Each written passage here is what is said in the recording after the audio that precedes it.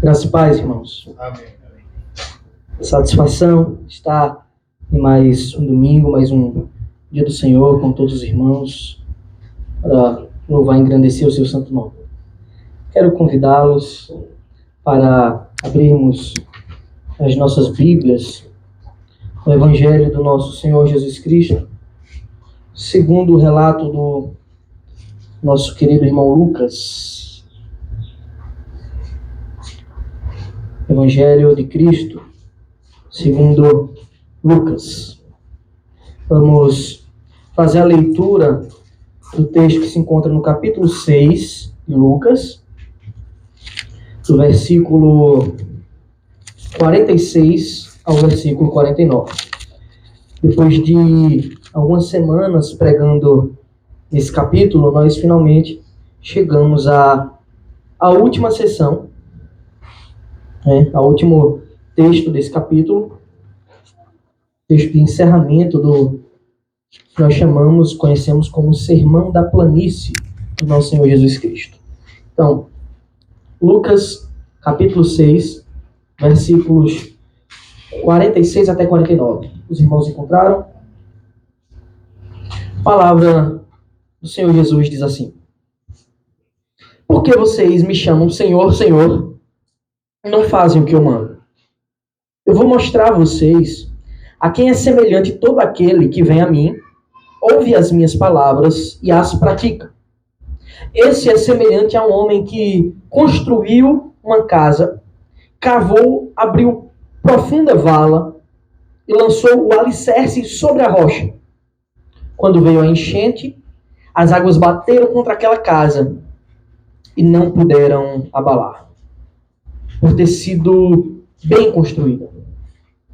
Mas o que ouve e não pratica é semelhante a um homem que construiu uma casa sobre a terra, sem alicerces. E quando as águas bateram contra ela, logo desabou. E aconteceu que foi grande a ruína daquela casa. Vamos orar. Amém. Deus bendito. Agora, Senhor, estamos diante da Tua poderosa palavra. A Tua espada que é mais afiada do que qualquer espada de dois gumes.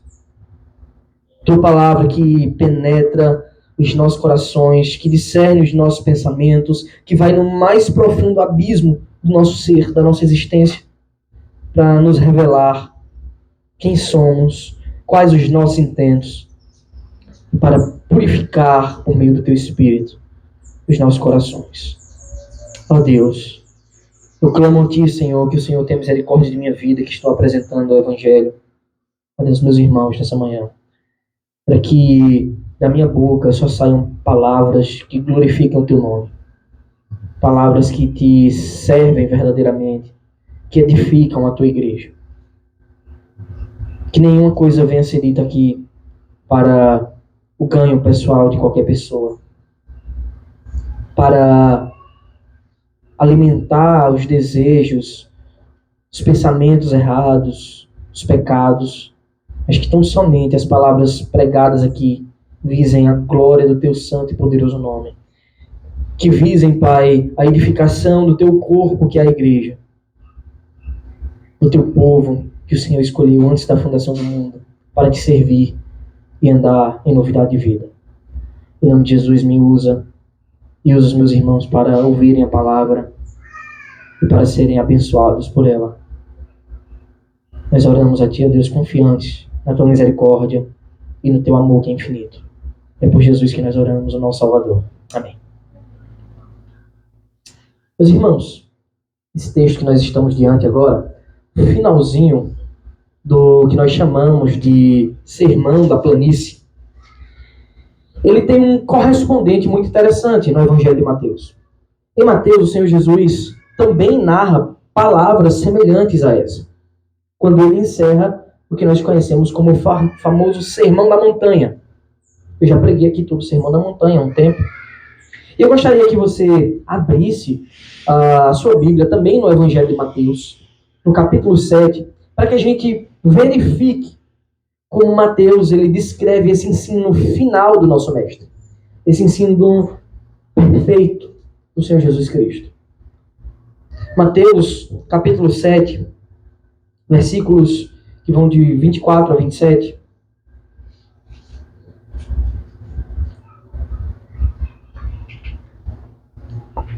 Mateus escreve assim, palavras do Mestre. Todo aquele, pois, que ouve estas minhas palavras e as pratica, será comparado a um homem prudente. Preste atenção nessas palavras, a um homem prudente, que construiu a sua casa sobre a rocha. Caiu a chuva, transbordaram os rios, sopraram os ventos e bateram com força contra aquela casa, e ela não desabou, porque tinha sido construída sobre a rocha. E todo aquele que ouve estas minhas palavras e não as pratica, será comparado a um homem insensato, que construiu a sua casa sobre a areia. Caiu a chuva, transbordaram os rios, sopraram os ventos e bateram com força contra aquela casa, e ela desabou, sendo grande a sua ruína. Eu quero que você observe, meus irmãos, como as palavras escritas pelo evangelista Mateus e pelo evangelista Lucas são muito próximas. Essas palavras do final do sermão do nosso Senhor Jesus Cristo são muito parecidas. E eu não tenho a menor dúvida de que se trata do mesmo ensino que o Senhor proferiu, porém em ocasiões diferentes. Ali no Sermão da Montanha, um ensino mais extenso. Aqui em Lucas, o Sermão da Planície, um ensino mais curto, mas tão incisivo e profundo quanto o Sermão da Montanha. Mas eu quero mesmo destacar para vocês, desse relato de Mateus, duas palavrinhas que elas estão implícitas no escrito de Lucas. Elas não estão explícitas, mas implícitas no contexto. E elas são muito importantes para que a gente entenda e a gente aplique em nossas vidas o ensino que o mestre faz no final do seu sermão. E lembre-se, isso aqui é um encerramento daquele sermão todo, daquela mensagem toda. Porque nós dividimos aqui semana por semana para tratar de um trecho, porque é muito profundo o ensino. E certamente em todas as semanas que a gente passou estudando o capítulo 6 de Lucas, a gente não atingiu a profundidade perfeita, o completo desse texto. Porque os ensinos de Cristo são muito, muito profundos. Mas pense no sermão como um todo, e agora o Senhor Jesus está concluindo o seu sermão. Mateus ele usa duas palavras bem interessantes, que estão implícitas em Lucas. Os dois homens, as duas casas construídas, as duas construções explícitas pelos evangelistas na pregação de Cristo, os dois homens são caracterizados em Mateus assim. O primeiro é chamado de um homem prudente. O segundo é chamado de um homem insensato. E é justamente esse o título da nossa mensagem. Insensatez e prudência. Você deve saber que essas duas palavras, insensatez e prudência, elas são antitéticas. O que quer dizer isso? Antagônicas. Elas são contrárias, opostas entre si. A prudência é o mesmo que a sensatez. Assim como a insensatez é o mesmo que a imprudência. E as características dessas palavras de prudência e de insensatez, nós conseguimos perceber no dia a dia. Um homem prudente é aquele que ouve o bom conselho, que se prepara para tal. É aquele que, antes de tomar decisões, ele verifica os prós e os contras. É aquele que não age impetuosamente sem refletir sobre a vida. É aquele que ouve o bom conselho e entende que esse é um bom conselho, isso é verdade. É aquele homem, ilustrando um contexto mais próximo do nosso dia a dia, que quando vai fazer uma viagem de carro, ele não só entra no carro e vai embora. Ele vai lá, verifica o nível do óleo, verifica se a água está no reservatório da forma como deve ter. Ele calibra os pneus. Esse é um homem prudente, aplicado no contexto comum. O homem prudente é aquele que não mede as consequências da vida. Ele simplesmente vive. Ele ouve o conselho e não liga para o bom conselho. Ele nem reflete se esse bom conselho vai servir para a sua vida. Agora, me diga, não é fato que o senso comum do dia a dia, que todos têm, E também as Escrituras nos dizem, nos ensinam que o melhor, o correto, o ideal é que nós sejamos homens e mulheres prudentes, pessoas sensatas. A insensatez, ela não é bem vista, nem entre os ímpios. Agora, como uma pessoa sensata pode viver em um mundo de tantos desafios e dilemas? Ou melhor, como num mundo cheio de problemas, nós podemos ser pessoas sensatas? Como ser uma pessoa sensata, sendo que nós mesmos já descobrimos que nascemos inundados, mergulhados, encharcados de pecado? Sabendo que a imagem de Deus que carregamos, que era perfeita e completa, foi manchada, maculada pelo eu. E aquilo que deveríamos preservar como bom, como os atributos que Deus comunica para nós mesmos deturpamos esses atributos. O Senhor comunicou justiça a todos os homens, mas nós mesmos criamos um senso de justiça falho. Não é isso que Jesus fala no seu sermão sobre não se vingar? Porque isso não é aplicar a justiça verdadeira. Isso não é o amor verdadeiro. O Senhor também comunica para nós o seu amor. E o que nós fazemos? Deturpamos o amor por causa do pecado. Ou agimos escolhendo quem vamos amar, como os fariseus faziam: eu amo o meu próximo, eu odeio o meu inimigo. Ou esse amor passa a ser deturpado de tal forma que eu não use de mais uma coisa a ponto de substituir Deus por aquela coisa. Isso é o que nós chamamos de idolatria. Sabe o que é idolatria, meu irmão? Idolatria é excesso de amor.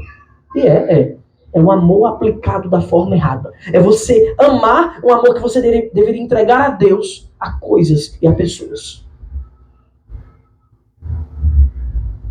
E é por isso que os homens vivem num dilema. Isso que eu estou fazendo é só amor, não é amor. É pecado contra o Senhor. É contrário à natureza santa de Deus. E observe que essa conclusão de todo um lindo sermão de Nosso Senhor, é óbvio que a resposta de todas essas perguntas nesse lindo sermão está nas palavras do Mestre. Como viver de forma sensata.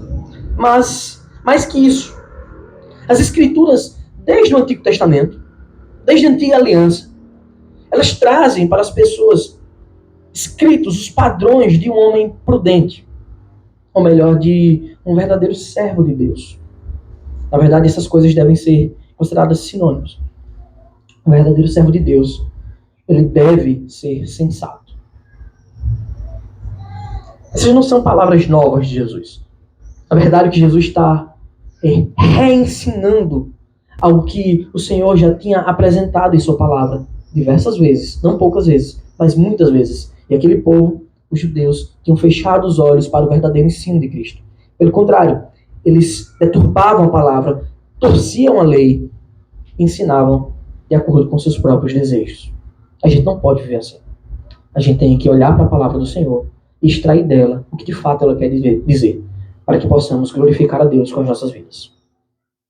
As palavras de Jesus nesse sermão, elas me parecem que são não somente uma verdadeira exposição da lei de Deus, do real significado do que é amar o próximo como a si mesmo, de como nós devemos viver nesse mundo. Mas ela parece, pelo menos a mim, que é um grande eco do Salmo 1. Parece que o Senhor Jesus pegou o Salmo 1 e ele começou a dar uma roupagem nova, aplicando na vida dos homens. Eu quero convidar você mais uma vez a abrir a sua escritura, a sua palavra, no Salmo 1. Salmo número 1.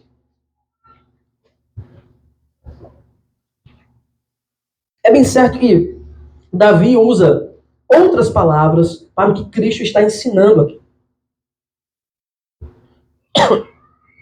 Olha, Davi começa assim, Salmo 1, versículo 1. Bem-aventurado. Note que essas são palavras que Cristo usa também lá no começo do seu sermão. Bem-aventurados os que são pobres em espírito, os que têm fome, os que têm sede de justiça, não é? Porque serão consolados, serão saciados. Bem-aventurados os que choram. Agora, você pode tranquilamente trocar essa palavra por bem-aventurado homem prudente. Prudente é aquele que não anda no conselho dos ímpios.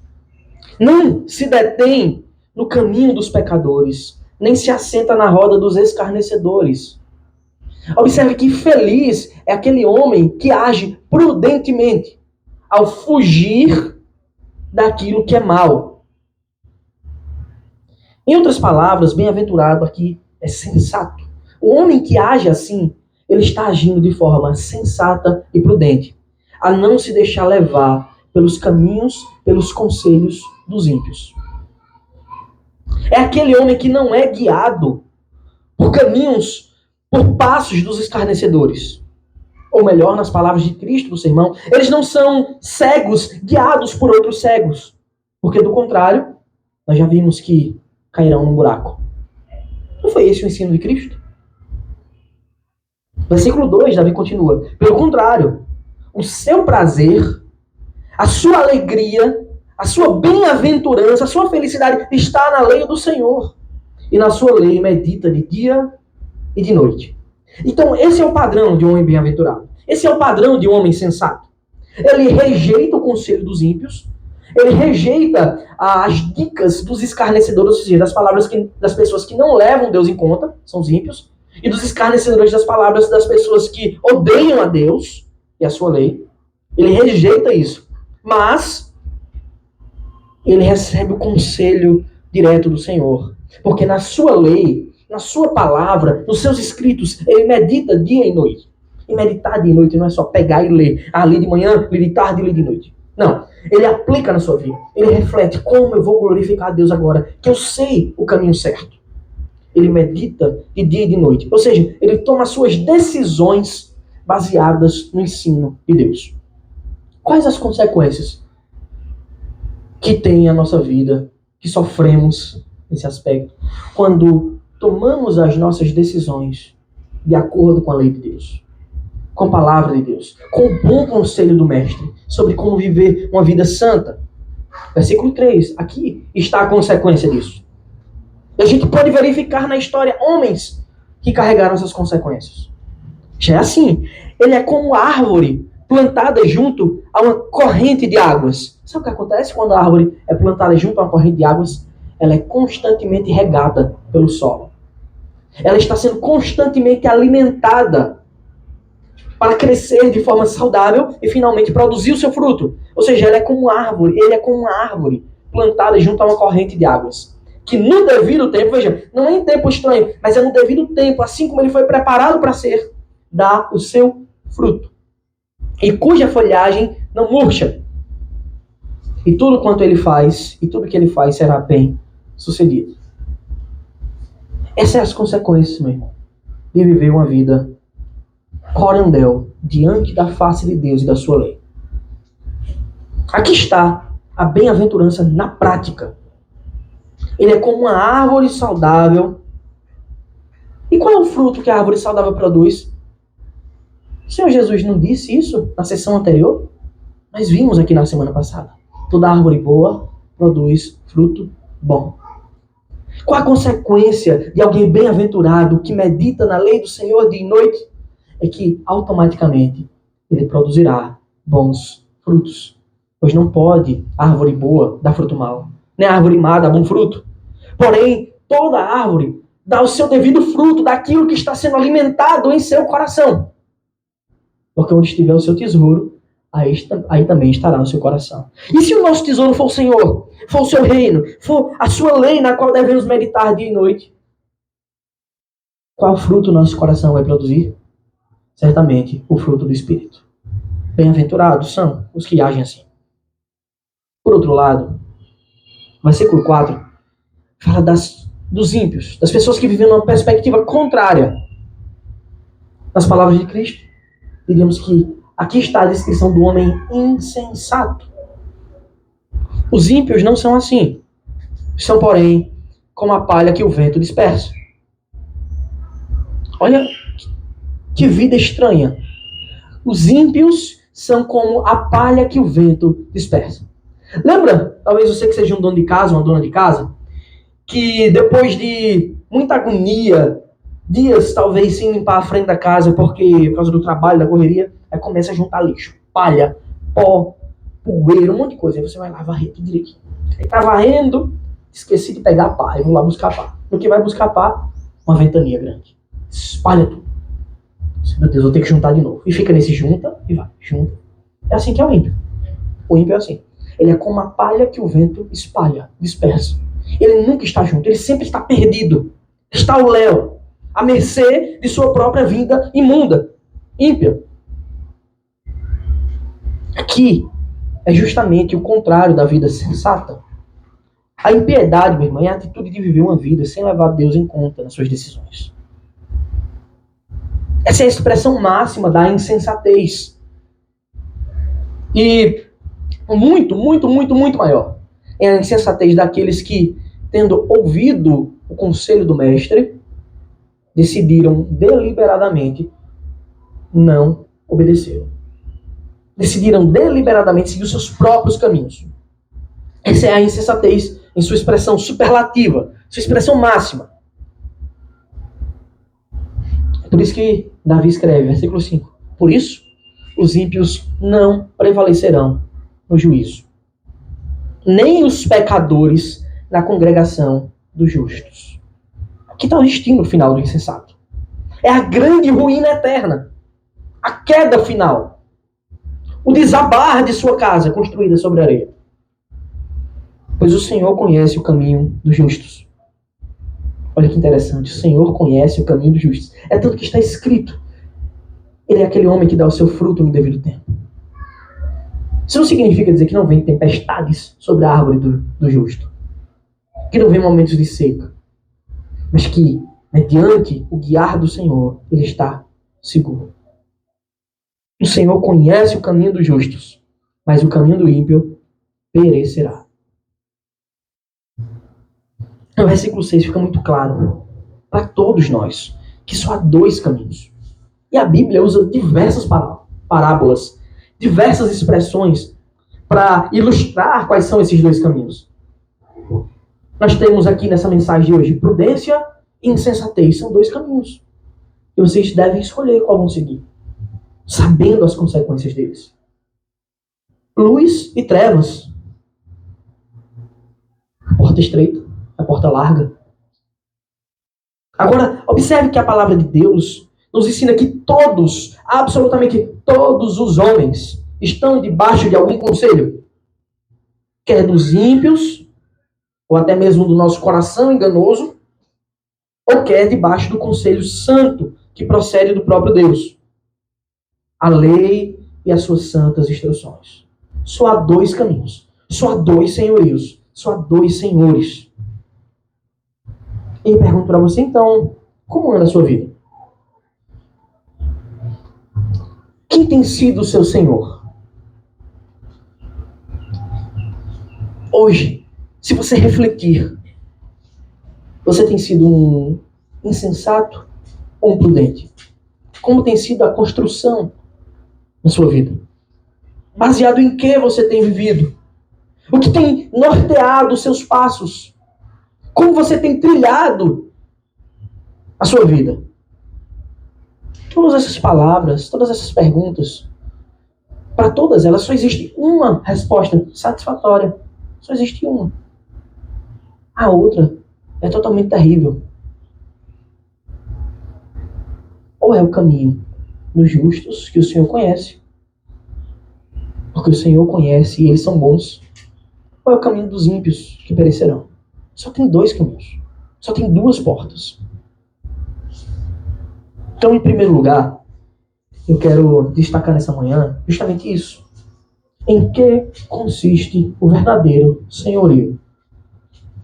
O que quer dizer quando dizemos nós temos um Senhor? Todos os homens têm um Senhor. O Senhor Jesus, ele começa o encerramento, interessante, né?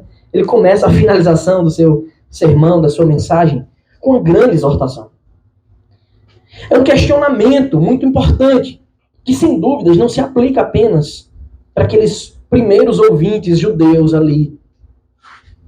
Mas essa palavra é totalmente aplicável para nós hoje. Essas reflexões nós devemos levantar em nossas vidas agora e continuar levantando. Essa exortação de Cristo é muito importante. Ele olha para aquela multidão E ele conhecia os intentos do coração, porque a palavra de Deus diz que ele sonda os corações. O Senhor Jesus olha para aquela multidão de pessoas e diz assim: por que vocês me chamam Senhor, Senhor, e não fazem o que eu mando? Muito interessante essa pergunta. Por que vocês me chamam assim e não me obedecem?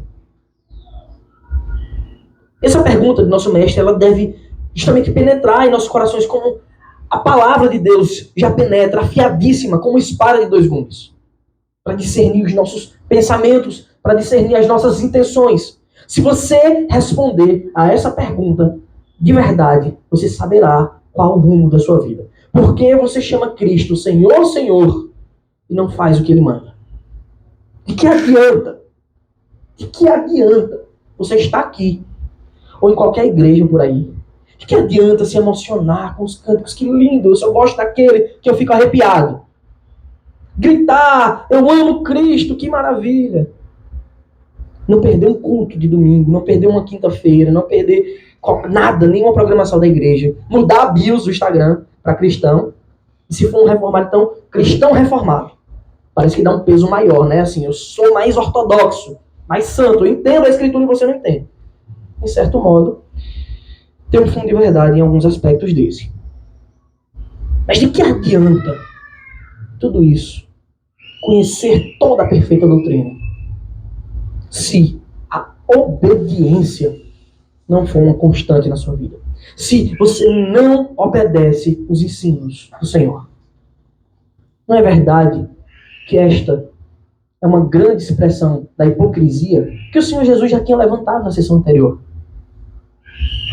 Não é verdade que isso é um agir hipócrita? Eu gosto daquilo que eu recebo, das atenções, do receber, mas eu não entrego nada ao Senhor. Eu não vivo uma vida, de fato, cristã. A verdade, meus queridos, é que todos os homens possuem um Senhor. Todos. Não há ninguém livre, não há ninguém alheio nesse mundo.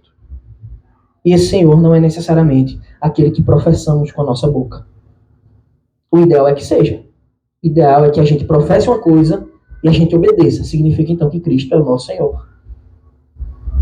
Mas o nosso verdadeiro Senhor, na maioria das vezes, se revela através da nossa vida, das nossas atitudes, das nossas práticas, de como nós reagimos às coisas, de como nós tratamos as pessoas, de como nós vivemos quando estamos diante daquilo que nos aflige, diante dos nossos dilemas, ou diante unicamente do nosso egoísmo e da nossa maldade.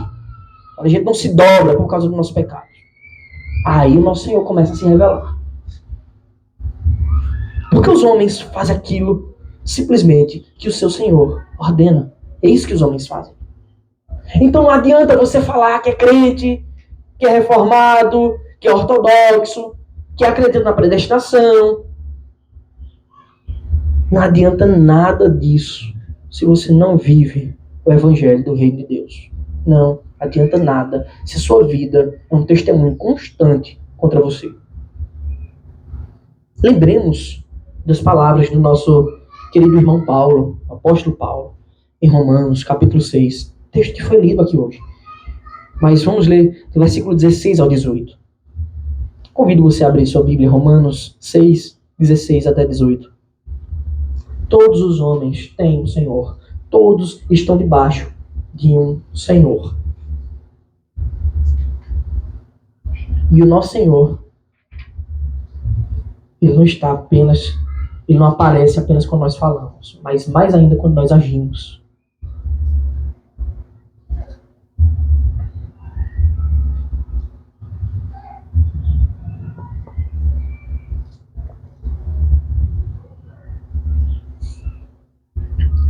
Paulo diz, Romanos 6,16.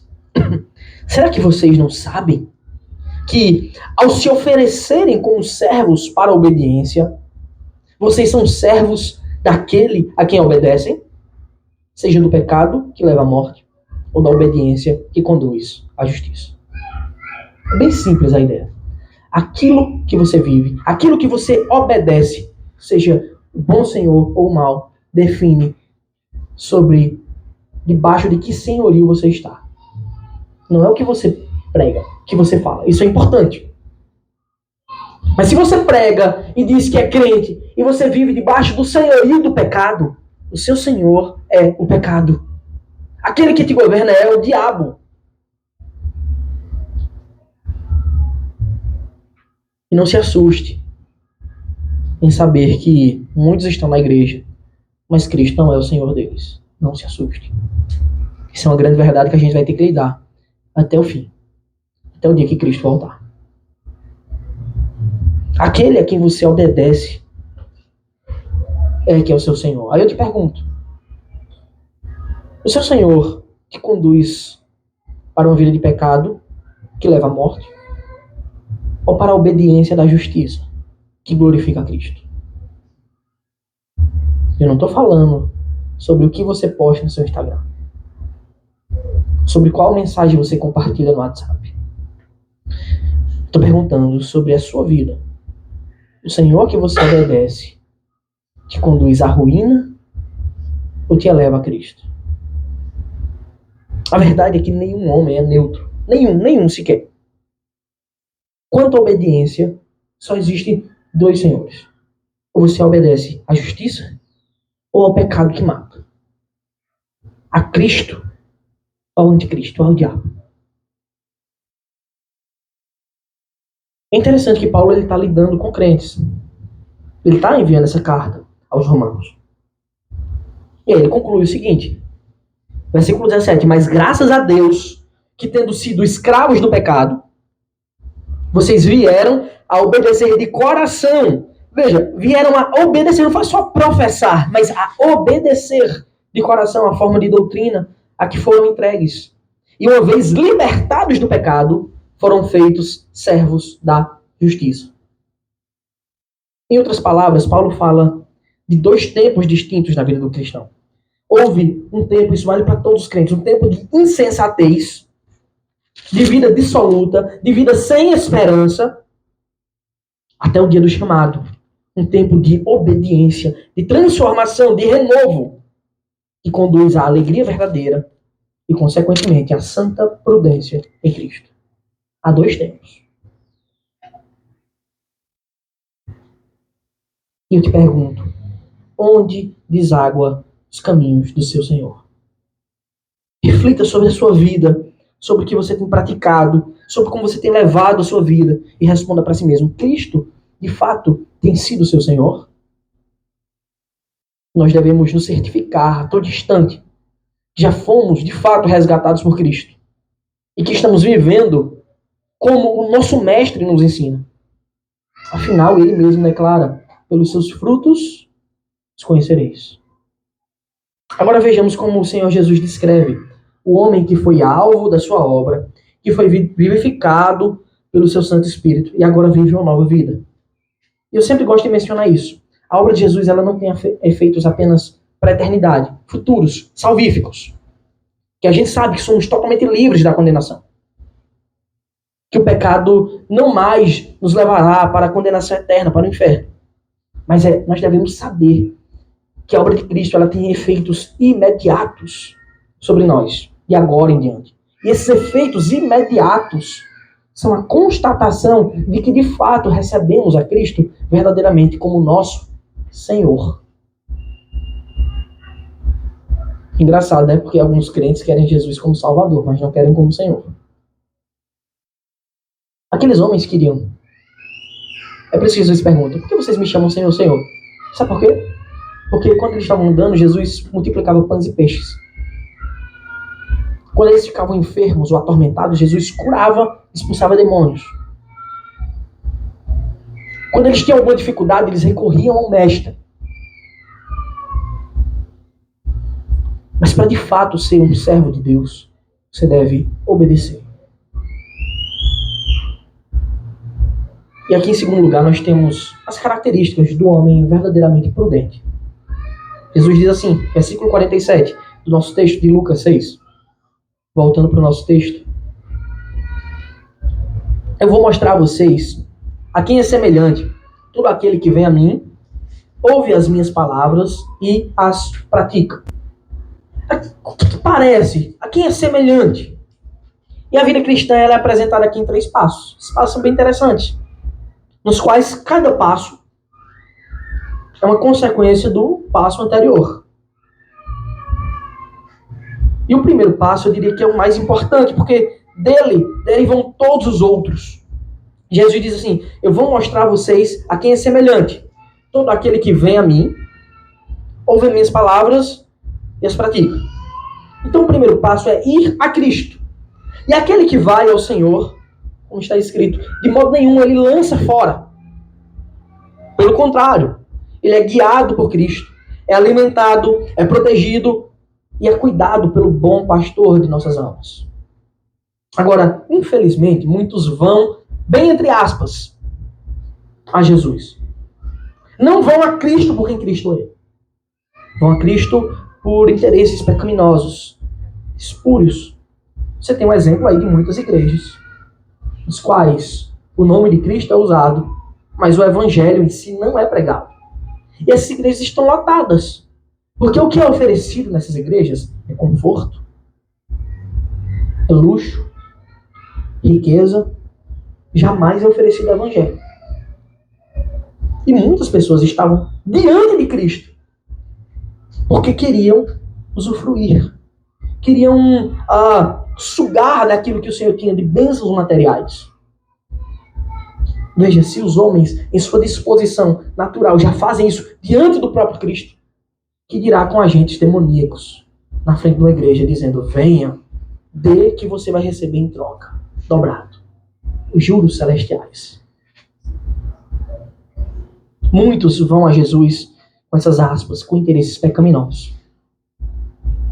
Mas o segundo passo é, aquele que vai a Cristo, de fato, ele deve estar disposto a ouvir as suas palavras. Ele diz, olha, eu vou explicar para vocês. Quem é aquele que vem a mim, de fato, ouve as minhas palavras e depois as pratica.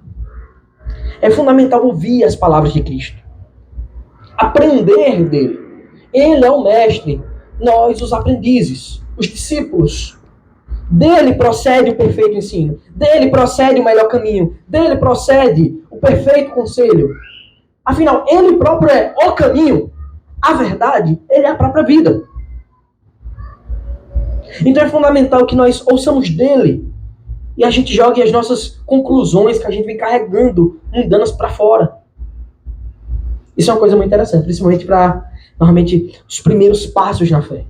A gente carrega muitas certezas de muitas coisas que a gente descobre com o tempo que não era certeza de nada. Aquele que busca a Jesus, busca entre aspas, mas não tem interesse nos seus ensinos, apenas nas suas bênçãos materiais, esses são homens verdadeiramente tolos, insensatos. Em 1 Coríntios 15, 19, Paulo escreve assim, se a nossa esperança em Cristo se limita apenas a esta vida, somos as pessoas mais infelizes deste mundo. Aquele que busca Cristo para bens nessa vida unicamente, não entendeu o Evangelho. Eles são os homens mais infelizes. Só que quando você confronta isso com o que Jesus diz, ele diz que aquele que busca ele verdadeiramente, ele chama de bem-aventurado. Verdadeiramente felizes. Porque olha para a eternidade. Olha para o renascer final, o renovo final. E isso, sem dúvida, esse modo de viver, pensando apenas nas bênçãos momentâneas, certamente é o contrário de ser bem-aventurado. É o contrário de ser um homem prudente. E o terceiro passo é a prática de seus ensinos. Aqui está agora a confirmação, o tira-teima. Vamos ver se de fato esse Senhor que está saindo da sua boca, ele é verdadeiro. Porque ir até a Cristo, muitos vão, mas não permanecem. Ouvir as suas palavras, muitos ouvem, mas não guardam os seus conselhos. Agora o terceiro passo é a prática de seus ensinos. E essa é a consequência da obra do Espírito em nós. É nisso que consiste a verdadeira prudência. E o Senhor Jesus vai dizer, eu vou mostrar a vocês agora quem é o verdadeiro crente. Quem é o verdadeiro servo meu? Aquele que vem a mim, ouve as minhas palavras e as pratica. Porque muitos vão e ouvem, mas não tem o passo final. A correspondência A produção do bom fruto que a árvore boa deve produzir. Mas como é que é esse homem? Assim como Davi fala lá no Salmo 1, o Senhor Jesus agora cria uma nova parábola. Davi criou uma parábola da agricultura. Ele falou de uma árvore plantada junto a correntes de águas. Uma árvore plantada num lugar perfeito. Numa vegetação perfeita. Num solo perfeito. Agora o Senhor Jesus vai usar uma parábola da arquitetura. Eu vou mostrar agora a vocês quem é esse homem prudente, como Mateus escreve. Versículo 48. Esse é semelhante a um homem que, ao construir uma casa, cavou, abriu profunda vala e lançou o alicerce sobre a rocha. Quando veio a enchente, as águas bateram contra aquela casa e não a puderam abalar por ter sido bem construída. E aqui agora temos a construção de um lar. A aplicação direta aqui é para a pessoa, tá? Porque às vezes a gente vê aqui a construção da casa e eu imagino logo, será que ele está falando da família, do lar? Não, está falando aqui do indivíduo com a sua vida. Podemos fazer aplicações para o lar? Podemos. Mas aqui, Cristo está falando do indivíduo pessoal. Cada indivíduo constrói a sua casa. Observe que ele diz assim, que esse indivíduo prudente, esse homem que foi a Cristo, ouviu a palavra e praticou, a vida dele foi assim, construída. Ele cavou bem muito até lançar o alicerce. E esse alicerce ele não foi lançado sobre a areia, mas lá embaixo, depois de cavar muito, sobre a rocha. Isso nos ensina que a vida cristã ela requer um empenho. Não que você se esforce para comprar a sua salvação, mas que a resposta da salvação que você recebe de Cristo, ela é ativa. Você deve viver e buscar viver para a glória de Deus. Se empenhar na prática das boas obras. E para isso que Jesus nos chamou. Ele cavou, mas não cavou até qualquer lugar. Ele cavou até a rocha inabalável. Até tocar o solo firme. E que rocha é essa? No qual todo edifício bem ajustado deve ser construído. Essa rocha é o próprio Cristo. São seus próprios ensinos. Cristo é a rocha, a pedra de esquina, a pedra que os construtores rejeitaram. Ele é a pedra angular. Que ninguém, nem a mais poderosa tempestade, Mateus acrescenta os elementos, o vento, a chuva, nenhuma dessas coisas podem abalar, tirar essa rocha do lugar. E observe que não há uma promessa de falta de dificuldade. Extraia isso do texto comigo. Jesus não está dizendo assim, o verdadeiro cristão não vai ter dificuldade, não vai ter tempestade, não vai ter chuva, não vai ter vento. Não, ele não diz isso não. Pelo contrário. As tempestades, os ventos estão presentes aqui na casa onde não se abala. Elas chegarão como chegam para todos os homens. Os dias maus virão, porque enfim, a gente ainda está num mundo imerso de pecado. Porém com uma grande diferença. As águas da enchente, elas não podem destruir, nem mesmo mover 1 centímetro sequer de lugar aquele que está afirmado em Cristo, a rocha perfeita. Ela foi bem construída, não porque teve necessariamente o melhor acabamento, a melhor aparência externa, mas porque teve a melhor fundação, porque estava firmado naquilo que é perfeito. E nisso consiste a verdadeira sabedoria, e nisso consiste a verdadeira prudência. E observe como Salomão já havia escrito nos seus provérbios sobre essa sabedoria. E ele escreveu isso inspirado pelo próprio mestre, pelo próprio Senhor. Provérbios 8:12, ele diz, eu, a sabedoria, moro com a prudência e disponho de conhecimento e de conselhos. Onde nós extraímos os conselhos, a verdadeira sabedoria do verdadeiro mestre. Dele procede toda a sabedoria. Provérbios 8, mesmo capítulo, 32 e 33, diz assim, agora, meus filhos, escutem o que eu digo, porque felizes são os que guardam os meus caminhos. Ouçam o ensino, sejam sábios e não o rejeitem. Aqui está o homem prudente, aquele que ouve o ensino, e a sabedoria o leva a praticar, a reter, a obedecer os conselhos e não rejeitar. Já em Provérbios 9 e 10, está escrito de forma simples e direta, o verdadeiro e perfeito padrão da sabedoria, de como o homem prudente deve viver. Provérbios 9:10, Salomão escreve: o temor do Senhor é o princípio da sabedoria. Conhecer o santo é ter entendimento. O que é ser sábio? É temer a Deus. Temer é respeitar, honrá-lo por quem ele é, pela sua magnitude, pela sua perfeição. E conhecer o santo, conhecer a Cristo, é ter o verdadeiro entendimento. Não importa nem o título acadêmico. O cara pode ter o PhD no que for. Se ele não conhecer a Cristo, ele é tolo, ele não sabe absolutamente de nada.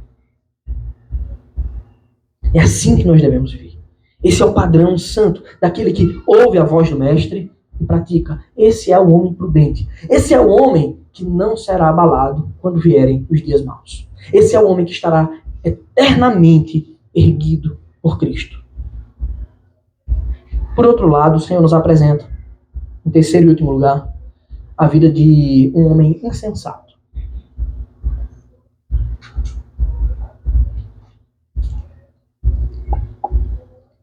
E aqui temos as características desse homem insensato. Versículo 49 diz assim: mas o que ouve e não pratica. Observe que os dois primeiros passos ele deu. Para ouvir, ele teve que ir até Cristo. Ou alguém foi até ele, de algum modo. Ele ouviu, mas o terceiro passo não foi dado, ele não praticou. Mas o que ouve e não pratica é semelhante a um homem que construiu a casa sobre a terra, sem alicerces. E quando as águas bateram contra ela, logo desabou. E aconteceu que foi grande a ruína daquela casa. No Salmo 1, Davi diz que o Senhor conhece o caminho dos justos, mas o caminho do ímpio perecerá. E essa é a mesma conclusão que o nosso mestre nos apresenta para os homens que, tendo ouvido as suas palavras, tendo ouvido a pregação do Evangelho, tendo ouvido como um cristão verdadeiro que tem Cristo como Senhor deve viver, eles decidiram não viver assim, não obedecer o Evangelho que receberam. Observe os caminhos da insensatez para que você jamais ande por esses caminhos, para que você jamais trilhe essa rota. Ouvir as palavras de Cristo sem lhe dar a devida atenção. Tudo começa assim. É o mesmo que construir uma casa sobre areia. É o mesmo que alguém que chega e simplesmente vê o terreno e começa a construir uma casa. É assim que os ímpios, que os homens imprudentes fazem. Na verdade, meus irmãos, os homens imprudentes, os homens ímpios, eles se preocupam muito com o acabamento. Eles gastam todas as economias deles pensando apenas na aparência final. Afinal de contas, o que é que os outros vão pensar quando vê minha casa? É assim que os homens vivem, apenas de aparência. Mas a vida do insensato não passa de aparências falsas. Assim como os fariseus eram chamados por Cristo de sepulcros caiados. Ou seja, eles eram túmulos. Alguns mausoléus são muito bonitos por fora, tem estátuas, são de mármore. Mas o que é que tem por dentro? Morto, podre. Que se abrir ninguém aguenta o cheiro de tão terrível que é. É assim que está por dentro. Os ímpios estão firmados em areia. E essa areia jamais poderá sustentá-los para a eternidade. O que é essa areia? Essa areia é o emprego, que acham que estão seguros porque tem emprego. Essa areia, não, é porque eu tenho uma família muito grande, então eu estou tranquilo. Estou confiando na minha família. Conquistei o amor da minha vida, não preciso mais de nada. Tudo, absolutamente tudo, que não for a graça salvadora, o sacrifício perfeito de Cristo, que não for o próprio Mestre, é areia. No dia que vier a tempestade, todas essas coisas são fugazes. Todos esses tesouros, a traça rói e o ladrão rouba. Todos. E tão certo como depois de uma noite de sol, depois de uma noite, né, escuro, o sol volta a brilhar, os dias ruins também, eles vão vir sobre os ímpios. Nem que seja o dia final, nem que seja o dia eterno. Quando as águas impetuosas, elas batem, quando os ventos sopram, quando a chuva torrencial cai, a areia simplesmente começa a se mover. E tudo vai ao chão. Porque é apenas uma rocha firme. Apenas uma rocha que pode sustentar a nossa vida. E ela é Cristo. Jesus Cristo, o Senhor. Toda casa assim, mais cedo ou mais tarde, vai desabar. Portanto, se você ouve o ensino de Cristo, não seja um insensato. Sabe Salomão, em Provérbios, ele faz um chamado para todos os que desprezam a palavra do Senhor. Todos.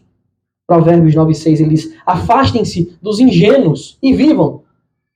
Andem pelo caminho do entendimento. Na tradução Ara, Almeida, Revista e Atualizada, ele diz assim, fica uma palavra comum do nosso ensino de hoje: deixai os insensatos e vivei. Ou seja, se apartem dos ímpios. É mais um eco do que Davi disse lá no Salmo 1.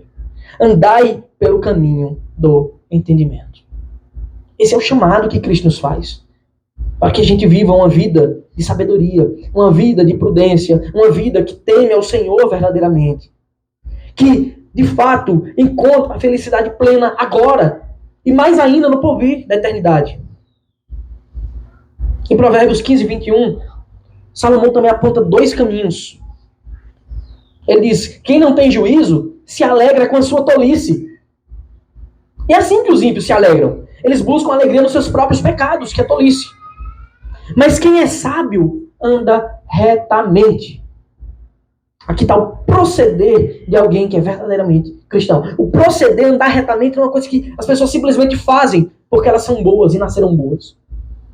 Andar retamente é uma consequência de ir a Cristo, ouvir o seu ensino e praticar. Ele é o terceiro passo. Portanto, escolhi hoje qual caminho vamos seguir. A conclusão de tudo isso. Isso é uma mensagem clara de exortação ao povo de Deus. Você tem certeza que você não tem chamado Senhor, Senhor em vão? Você consegue responder isso para você mesmo? Porque essa é a maior insensatez. Mas saiba que esse é o momento de aprender com o Senhor, que é manso e humilde, que é benigno, que é misericordioso, que é perdoador, que é rico em misericórdia, do qual procede toda sabedoria, toda boa dádiva, todo santo conselho.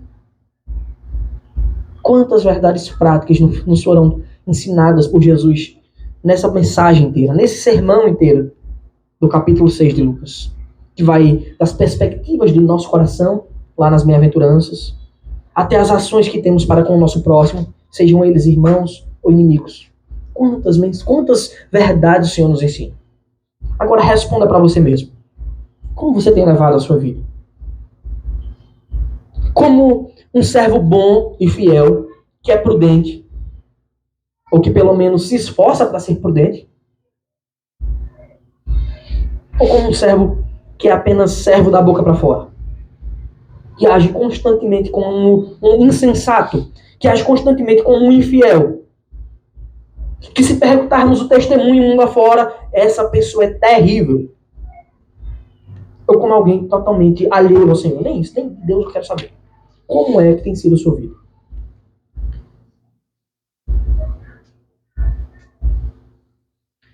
Você deve saber que Ele está disposto a te fazer trilhar para um novo caminho. Começando de hoje, começando de agora. Ele está disposto a ser a base, a rocha que sustenta a sua vida para sempre. No qual você pode lançar com toda tranquilidade os alicerces e descansar nele, porque ele é bom. Porque não existe nenhum outro Senhor que seja bom, só Cristo. O que tinha de difícil você deve lembrar que ele já fez. O que tinha de difícil não, o que tinha de impossível. Mas como está escrito, o que é impossível para nós é totalmente possível para Deus. E todo aquele que crê não será somente salvo, mas verdadeiramente transformado, porque ele já morreu, já pagou na cruz por todos os pecados do seu povo. Ele está disposto a te transformar em uma nova criatura de fato, te ressuscitar, te fazer trilhar, andar pelo caminho da sabedoria e da vida. E aí, finalmente, você poderá dizer: Senhor, Senhor. E ele te dizer: servo bom e fiel, agora você pode entrar no descanso eterno. Amém. Vamos nos colocar de pé, irmãos, para louvar o Senhor e cantar um cântico.